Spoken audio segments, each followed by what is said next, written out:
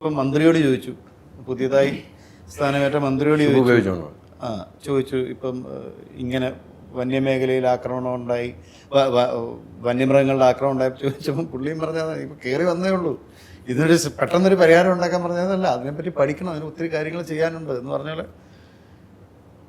അത് നടക്കട്ടെ, ആ പ്രക്രിയയിലൂടെ പോട്ടെ, നന്നായി പഠനം നടക്കട്ടെ, എന്താണ് ഇരു കൂട്ടർക്കും ദോഷമല്ലാത്തൊരു പരിഹാരം കണ്ടെത്തട്ടെ.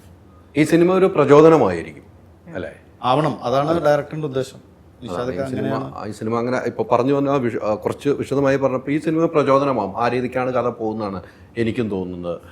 ഇതിലെ കഥാപാത്രം എന്താണ്? പഞ്ചായത്ത് പ്രസിഡന്റ്, മന്ത്രി, പഞ്ചായത്ത് പ്രസിഡന്റ്, എല്ലാവരും ഒരു ഗ്രാമത്തിൽ വേണ്ട എല്ലാം ഉണ്ട് ഇതിനകത്ത് അല്ലേ? പഞ്ചായത്ത് പ്രസിഡന്റ് എങ്ങനെയായിരുന്നു അവിടെ?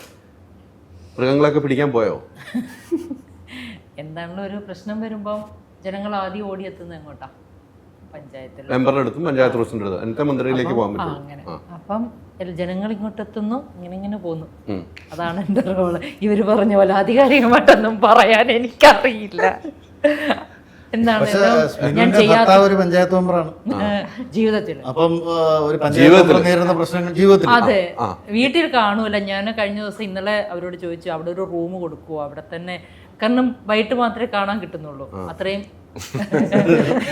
അതുകൊണ്ട് അവിടെ തന്നെ റൂം കൊടുക്കുവാണെങ്കിൽ കുഴപ്പമില്ലായിരുന്നു എന്ന് പറഞ്ഞ്. അത്യാവശ്യം നമ്മുടെ ഉത്തരവാദിത്തങ്ങൾ ഭയങ്കരമാണ് ലൈഫിൽ.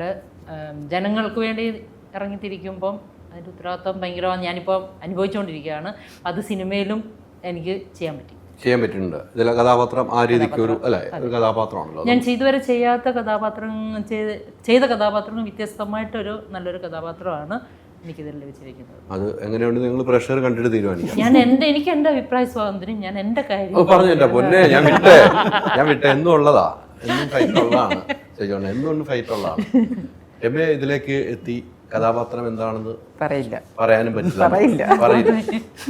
പഞ്ചായത്ത് മെമ്പറാ? പറയില്ല. ഓഫീസിലെ പ്യൂണോ? ഒരു സിനിമയിൽ ഒരു പഞ്ചായത്ത് മതി. ഓഫീസിലെ മെമ്പറാണ്, വാർഡ് മെമ്പർ. അല്ല, ഒരാളുണ്ടല്ലോ, ഞാൻ പ്രസിഡന്റ്. ഞാൻ പ്രതിപക്ഷം. ഇല്ല, കഥാപാത്രം ഇവരാ നാട്ടില് എന്താണ് സാമൂഹ്യ പ്രവർത്തനമായിട്ട് നടക്കുന്ന ഒരു ഗ്രൂപ്പ് ഓഫ് ആൾക്കാർ അതിലുള്ള ആളെ. അപ്പൊ എല്ലാ പ്രശ്നത്തിലും ഇടപെട്ട് പോകും. മന്ത്രിയൊക്കെ വരുമ്പം എല്ലാം സംസാരിക്കാനൊക്കെ പോകാറുണ്ടോ? മന്ത്രിക്കെതിരെ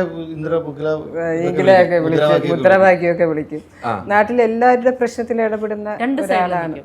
രണ്ട് സൈഡിലും, ഇവരുടെ സൈഡിലും നാട്ടുകാരുടെ സൈഡിലും. എവിടാണോ വിജയം കാണുന്ന ആ സൈഡിൽ നിൽക്കും. അതെ, നമ്മൾ അപ്പൊ വിജയിക്കുന്നവരുടെ കൂട്ടത്തിൽ നിൽക്കുന്ന പാർട്ടി. ബുദ്ധിപരമായിട്ടേ നീങ്ങത്തുള്ളൂ. ഇവര് വിജയിച്ച ഇവരുടെ കൂടെ, നാട്ടുകാരാണ് വിജയിക്കുന്നെങ്കിൽ അവരുടെ കൂടെ. ഈ കഥാപാത്രത്തിലേക്ക് എത്തിക്കഴിഞ്ഞപ്പോൾ എന്താ തോന്നുന്നത്? ഇത്ര ഒരു കഥാപാത്രം എൻ്റെ കയ്യിലേക്ക് തരുമ്പോൾ അത് അത്രമാത്രം വലിയൊരു സിനിമ, ചർച്ച ചെയ്യപ്പെടുന്ന സിനിമ, മെസ്സേജ് ഉള്ള സിനിമ, അത്തരമൊരു സിനിമയിലേക്ക് എത്തുമ്പോൾ എന്താണ് തോന്നിയത്? ഒരുപാട് സന്തോഷം. ആദ്യം നിശ്ചൽ സാർ എന്നെ മൂവിലോട്ട് വിളിച്ചപ്പോൾ എനിക്ക് ആദ്യം നല്ല ടെൻഷൻ ഉണ്ടായിരുന്നു. കാരണം ഞാൻ ഇതുവരെ ചെയ്തതിന് വെച്ചിട്ട് വളരെ വ്യത്യസ്തമായൊരു ക്യാരക്ടറാണ് ഇതിൽ ചെയ്തേക്കുന്നത്. പക്ഷെ സാർ എനിക്ക് ടെൻഷനൊന്നും ഇല്ലായിരുന്നു. കാരണം ഫുൾ നമ്മുടെ ഓരോ സീനും പറഞ്ഞു തന്നു. അതിൽ ഓരോ സീന് ചെയ്യുമ്പോഴും സാർ എനിക്ക് കാണിച്ചു തരും, ഇങ്ങനെയാണ് ചെയ്യേണ്ടത്. വെറുതെ സ്ക്രിപ്റ്റ് വായിച്ച് വിടുകയല്ല ചെയ്യുന്നത്, സാറ് ചെയ്ത് കാണിച്ചു തരും. അപ്പോൾ നമുക്ക് ഭയങ്കര സിമ്പിളായി ചെയ്യാനായിട്ട്. അപ്പോൾ ഭയങ്കര സന്തോഷം. ഇത്രയും വലിയൊരു മൂവിയിൽ ഇത്രയും ആർട്ടിസ്റ്റുള്ള ഇത്രയും മെസ്സേജ് കൊടുക്കുന്ന ഒരു മൂവിയിൽ ഒരു ഭാഗം പറ്റിയാൽ ഭയങ്കര സന്തോഷമായി. എനിക്ക് തോന്നുന്നു സാറ് ഞാനോട്ട് ഒരു 7 വർഷത്തെ പരിചയമുണ്ട്. ഇതുവരെ വിളിച്ചിട്ടില്ല. ആദ്യമായിട്ട് വിളിക്കുന്ന ലർക്കിലാണ്. ലർക്കിന്റെ മീറ്റിങ്ങിൽ വെച്ചിട്ടാണ് കാണുന്നതും. പക്ഷേ 7 വർഷമായിട്ട് സാർ പറഞ്ഞു എനിക്ക് പറ്റിയ റോള് വരുമ്പോഴേ ഞാൻ വിളിക്കുമെന്ന് ഉറപ്പിച്ചിരുന്നു. പക്ഷെ തന്നത് അത്രയും നല്ലൊരു ക്യാരക്ടറായിരുന്നു. കളക്ടർ മഞ്ജു ചേച്ചിയല്ലേ? മഞ്ജു പിള്ളയാണ് കളക്ടർ. കൂടെ അഭിനയിച്ചിട്ടുണ്ട് ഇല്ല, ഫസ്റ്റ് ടൈം. ഓ, അതൊരു ഭാഗ്യം കിട്ടിയില്ലേ? എല്ലാം കൊണ്ട് എനിക്ക് ഈ മൊത്തം ഒരുപാട് ആർട്ടിസ്റ്റിലൂടെ വർക്ക് നമ്മൾ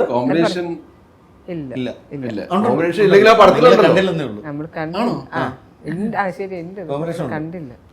നിങ്ങളുടെ ഇവരുടെ ഇടയിൽ ഞാൻ നിൽക്കുകയായിരുന്നു. ചെറിയ ജോലി ഉണ്ടായിരുന്നു, മൈൻഡ് ചെയ്യാൻ പറ്റിയില്ല. മറന്നല്ല അങ്ങനെയാണ് പൊസിഷൻ കൊടുത്തത്. അങ്ങനെയാണ് പ്രശ്നം. അത് കൃത്യമായിട്ട് നിഷാക്ക അങ്ങനെ പൊസിഷൻ തന്നാട്ടോ, മനഃപൂർവ്വം തന്നതാ. മനഃപൂർവ്വം തന്നാണ്. ഓരോ സിനിമകൾ കണ്ടില്ലേ ഇങ്ങനെയാണ് ഇവരുടെയൊക്കെ നമുക്ക് ഇത് കേൾക്കാനാണ് ഇഷ്ടം അല്ലേ, അതെ ഒരു എക്സ്പീരിയൻസും ഇവരെ ചെയ്യാം. നമ്മൾ പറയുന്നതിനൊപ്പം ഇവരെ കേൾക്കാൻ നമുക്കൊന്നും കൂടെ താല്പര്യം തോന്നുമല്ലേ. തീർച്ചയായിട്ടും. ഇത്രയും സീനിയർ ആയിട്ടുള്ള ആർട്ടിസ്റ്റ് ഒക്കെ പറയുന്ന അവരുടെ എക്സ്പീരിയൻസും കാര്യങ്ങളൊക്കെ കേൾക്കുമ്പോൾ നമ്മളെ പോലുള്ള എന്നെ പോലുള്ള വളർന്നു വരുന്ന ഒരു ആർട്ടിസ്റ്റിന് ഒരുപാട് ഉപകാരം ചെയ്യും. ഞാൻ അതുകൊണ്ടാണ് ഇങ്ങനെ പറയുന്നതൊക്കെ ഇങ്ങനെ ശ്രദ്ധിച്ചിരുന്നത്. ഞാനിപ്പോ വേറൊരു ടെൻഷനില്ല.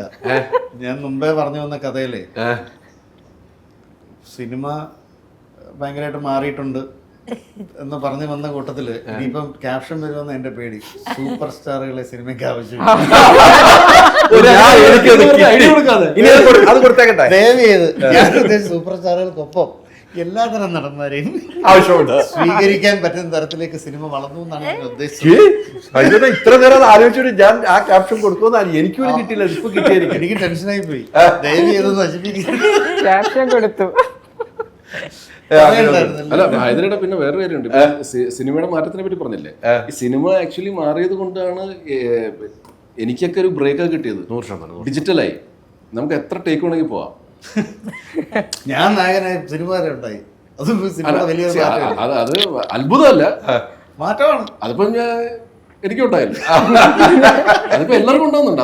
അതല്ല അത് അത്ഭുതപ്പെടേണ്ട ആവശ്യമില്ല. പക്ഷെ ഞാൻ പറയണത് അല്ല, അതും ചിലപ്പോൾ ഡിജിറ്റൽ കാരണമായിരിക്കാം. അതെ അതെ അതെ അതെ, എത്ര ടൈക്ക് കൂടി പോവാന്നല്ലേ. ഭയങ്കര അല്ല, പണ്ട് ഫിലിം കറങ്ങുമ്പോ ഒരു സിനിമയ്ക്ക് ഇത്ര അടിയേ പാടുള്ളൂ എന്ന് അസോസിയേഷൻ തീരുമാനമുണ്ട്.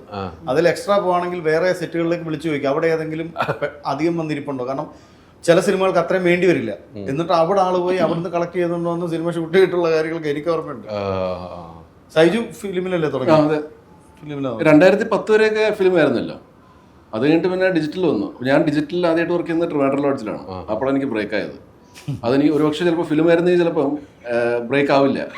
2 ക്യാമറ വെച്ചാൽ ഷൂട്ട് ചെയ്യുന്നത്. ട്രിവാൻഡ്രം സ്ലാങ്ങും 10-15 ആക്ടേഴ്സും അതിൻ്റെ അകത്ത് ആക്ഷൻ പറയുമ്പോൾ തുടക്കം നമ്മുടെ ഡയലോഗ് ആണെങ്കിൽ കുഴപ്പമില്ല. ഇത് 5ാമത്തെ 6ാമത്തെ ഞാൻ പറയേണ്ടത്. ട്രിവാൻഡ്രം സ്ലാങ്ങും പഠിക്കണം, പ്രോംപ്റ്റിംഗ് VKP പ്രോംപ്റ്റിംഗ് സമ്മതിക്കില്ല.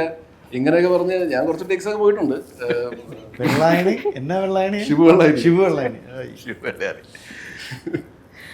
ഫിലിമില് ഡിജിറ്റലല്ലേ ഇപ്പൊ വർക്ക് ചെയ്തല്ലോ, ഫിലിമിൽ വർക്ക് ചെയ്തിട്ടില്ലല്ലോ? ഓ ഭാഗ്യം. ആർക്ക് ഈ പറഞ്ഞ പോലെ ടേക്ക് പോയായിരുന്നു അല്ലേ? സ്മിനു കാരണം റീടേക്ക് ഒന്നും പോകത്തുന്നില്ല. അതിന് എടുത്തു പറഞ്ഞത് സ്മിനു കാരണം പോയിട്ടില്ല. അല്ല, പക്ക ജാനകി ചാനലിൽ ഞങ്ങള് ഒരുമിച്ച് വർക്ക് ചെയ്തു. She's brilliant. അതെ അതെ, അത് എന്തൊക്കെ ഡയലോഗ് അടിച്ചത് ആ പെങ്ങള് ആ സിനിമയില്. എനിക്കിപ്പോഴും ഓർക്കുന്നുണ്ട്. കട്ടക്ക് എന്നൊരു പെങ്ങളായിരുന്നല്ലോ.